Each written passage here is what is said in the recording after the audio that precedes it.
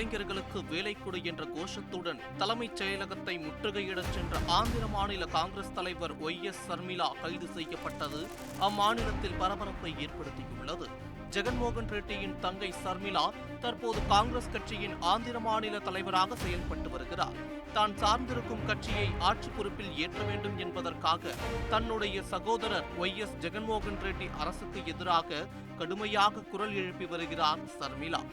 அரசியல், ஆட்சி, அதிகாரம் ஆகிய காரணங்களுக்காக அண்ணன் தங்கைக்கு இடையே ஏற்பட்டுள்ள போட்டி, அண்ணன் ஆட்சியில் தங்கை மீது எடுக்கப்பட்டுள்ள கைது நடவடிக்கை ஆகியவை மாநில எல்லைகளுக்கு அப்பாலும் பேசும் பொருளாக மாறியுள்ளது.